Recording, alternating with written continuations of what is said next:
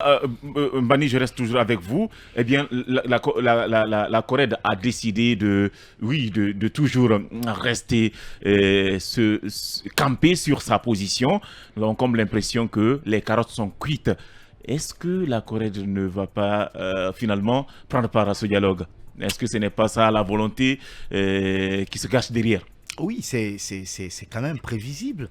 Même si la Corée arrivait à prendre cette décision, n'oubliez pas que la Corée au sein de cette coalition, je pense que les responsables de la Corée ont annoncé, vous avez écouté Dembo Silla, vous avez écouté Mamadou Silla, que cette coalition avait décidé en guise de solidarité d'accompagner les trois autres coalitions. Ouais. Quand vous prenez par exemple les 10 commandements du Quatuor, à part peut-être Mamadou Silla qui était sous contrôle judiciaire 2 fois, toutes les autres revendications ne concernaient pas la Corée.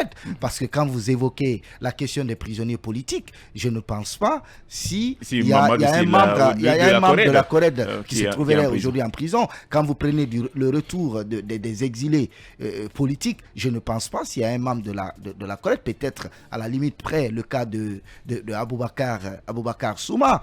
Donc ça veut dire aujourd'hui que les portes sont ouvertes devant la Corée à décider de prendre part à ce dialogue ou ne pas prendre. Mais ce que je sais, tous les dialogues qui se sont passés sous l'ère CNRD, je ne pense pas si un jour Mamadou Silla a tenté de boycotter ces dialogues. Souvenez-vous de ces différentes rencontres. Il dit qu'il faut toujours répondre au chef. Il le dit souvent. Au palais Mohamed V, je pense que quand justement l'ANAD, le FNDC politique, encore le RPG Arc-en-Ciel étaient dans leur jusque-boutisme.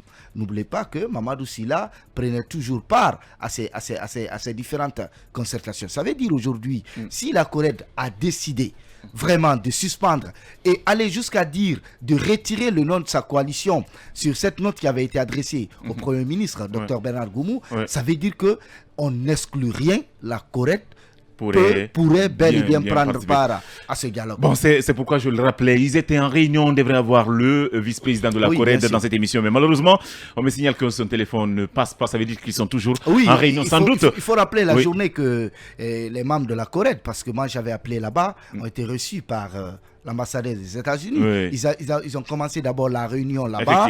Après, ils sont venus. Est-ce qu'aujourd'hui, on n'est pas en train de convaincre la Corée à venir autour de la table? Je pense que les partenaires, il a précisé qu'ils ont, même Francis a précisé qu'ils ont rencontré les partenaires techniques.